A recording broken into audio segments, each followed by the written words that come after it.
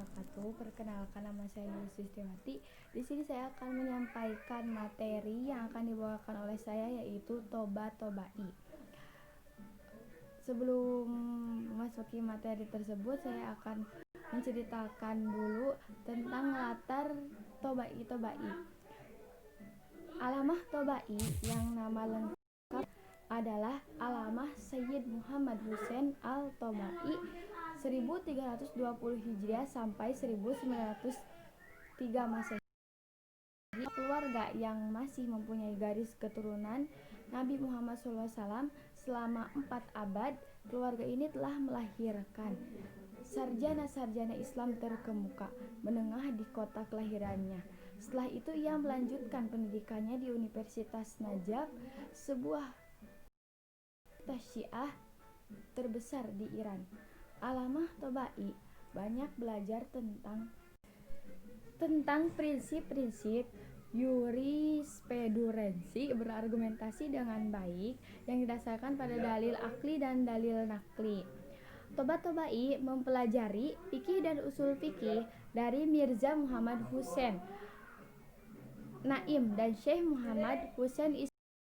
Menampakkan sikap yang sangat tertarik kepada pengetahuan akliyah untuk mengembangkan kemampuannya di dalam bidang ini.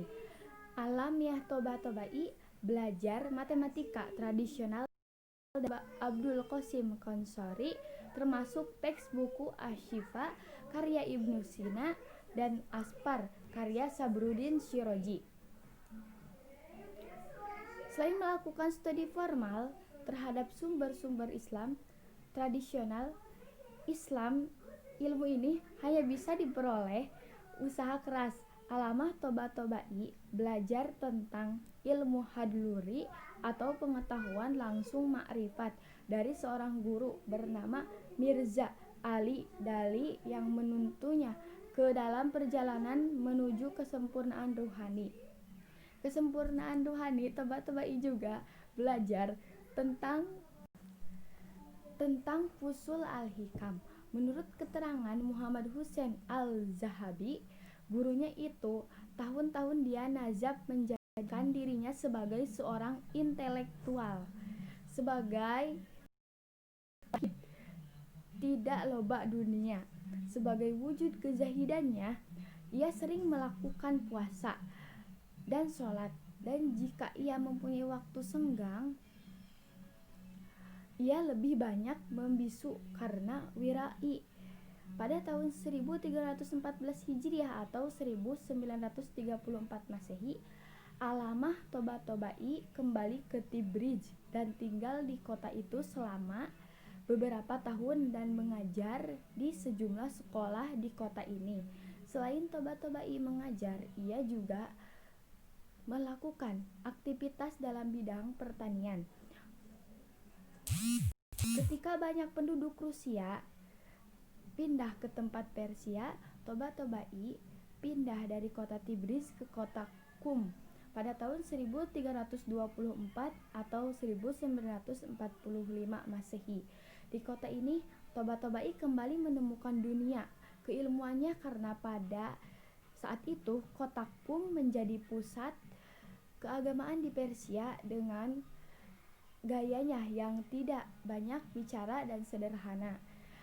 Tobai memulai mengajar di kota ini dengan Quran dan filsafat serta teosofi Islam tradisional. Setelah Perang Dunia Kedua, Marx menjadi idola sebagian kalangan generasi muda. Terheran Tobai adalah satu-satunya ilmuwan ulama berusaha dengan sangat seksama mempelajari filsafat komunisme dan memberikan jawaban.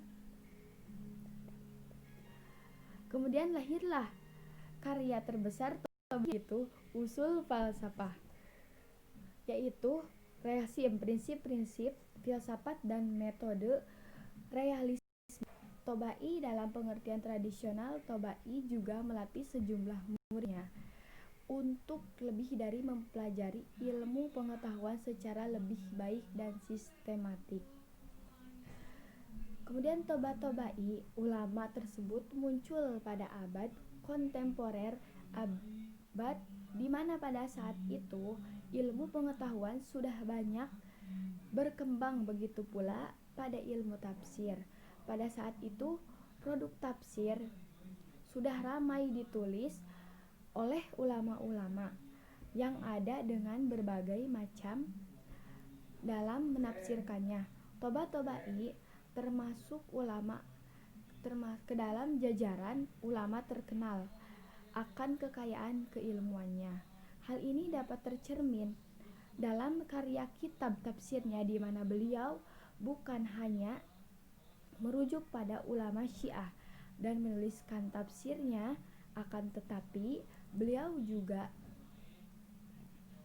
adalah terkenal di kalangan Syiah.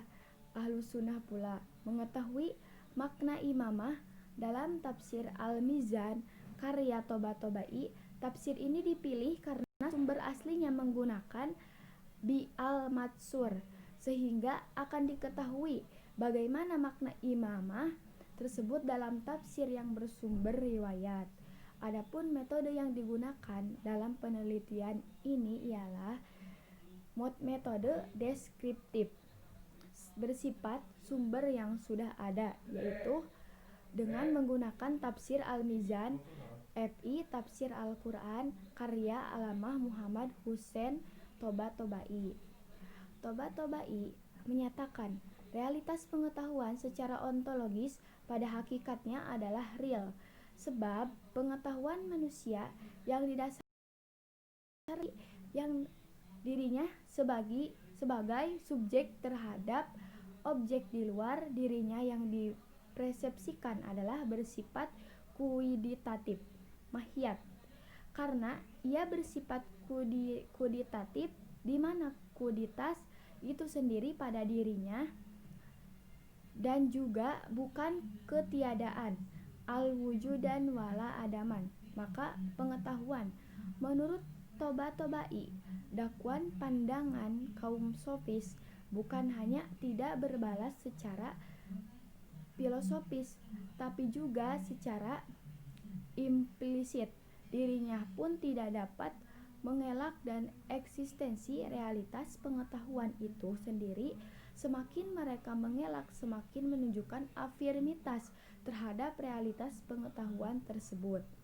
Pengakuan terhadap realitas pengetahuan dengan sendirinya bersifat niscaya dan imanen. Ketika subjek yang mengetahui coba mengelak, dan dakwaannya pada saat mengafirmasi dakwaan eksistensi dari realitas pengetahuan itu sendiri.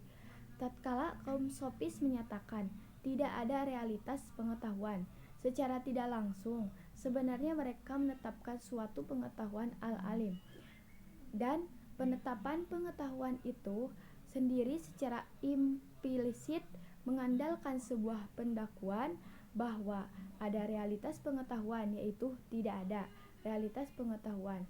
Dengan kata lain, penetapan itsbat kaum sofis bahwa tidak ada realitas pengetahuan dengan sendirinya mengendalikan pengakuan konsep ilmu pengetahuan Toba-Tobai. Sebagai penerus mula sadra, tentu saja ilmu memiliki tentang posisi penting dalam filsafat Toba-Tobai. Meskipun secara spesifik Toba-Tobai tidak memiliki karya dalam bidang ini, jika diamati secara mendalam akan tampak bahwa konsepsi wujud yang diperkenalkan mula sadra dapat menjadikan titik tolak pembaharuan konsepsi ilmu pengetahuan secara menyeluruh, mulai dari ranah ontologi, epistemologi, hingga aksiologi.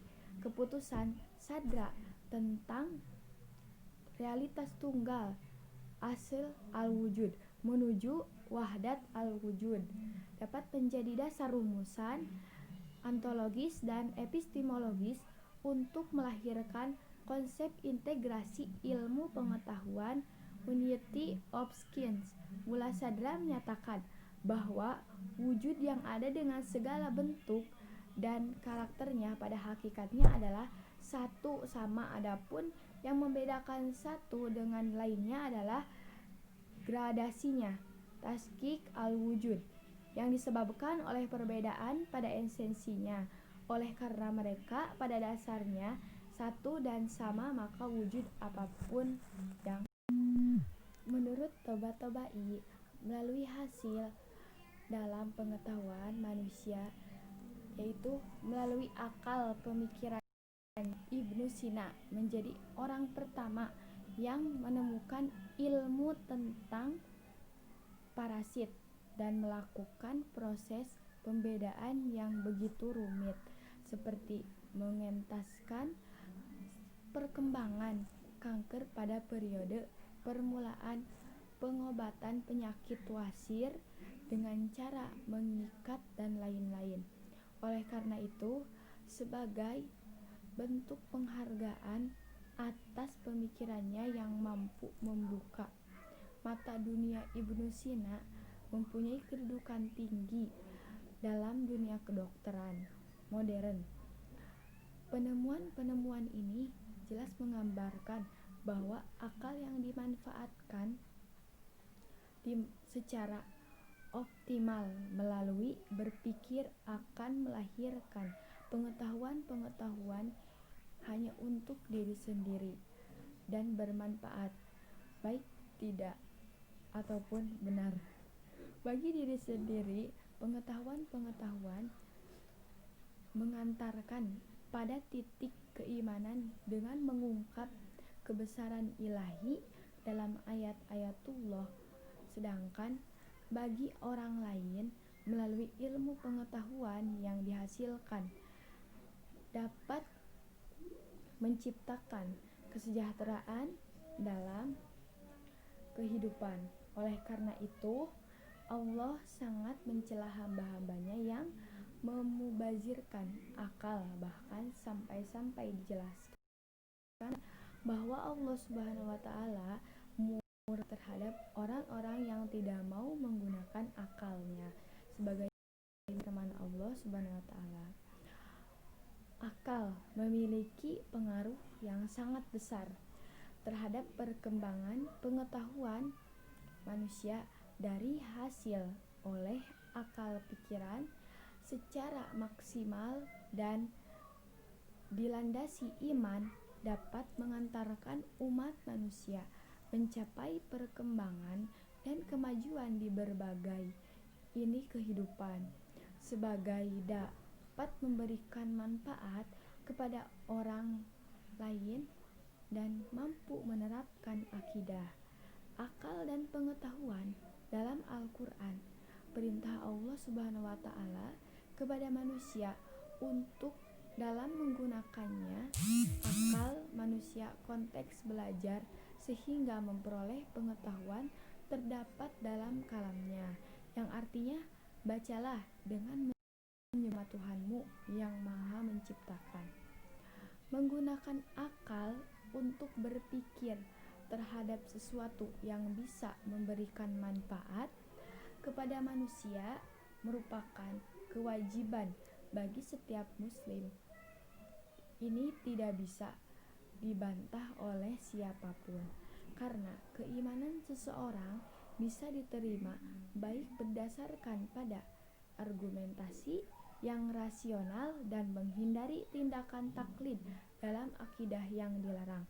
Allah dalam hal ini, Allah Subhanahu wa taala dalam kalamnya menegaskan, yang artinya apabila dikatakan kepada mereka, ikutilah apa yang telah diturunkan Allah, mereka menjawab, tidak, kami mengikuti apa yang kami dapati pada nenek moyang kami, melakukannya padahal nenek moyang mereka tidak mengetahui apapun dan tidak mendapat petunjuk.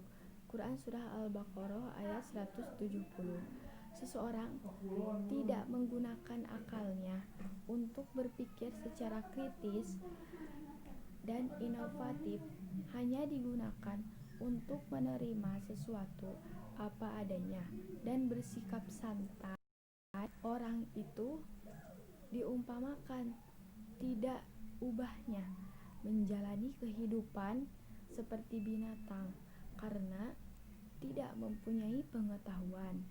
Akal digunakan untuk memfilter antara hak dan batil, mudarat yang manfaat kebajikan dan kejahatan, serta memecahkan masalah yang menghalangi langkah-langkah kemajuan bangsa. Demikian presentasi dari saya tentang toba-tobai. Apabila kurang jelas materinya mohon dimaafkan, karena kelebihan datangnya dari Allah dan kekurangan datangnya dari diri saya sendiri, karena dari saya juga masih dalam proses pembelajaran. Sekian dari saya. Wabillahi taufiq wal hidayah. Wassalamualaikum warahmatullahi wabarakatuh.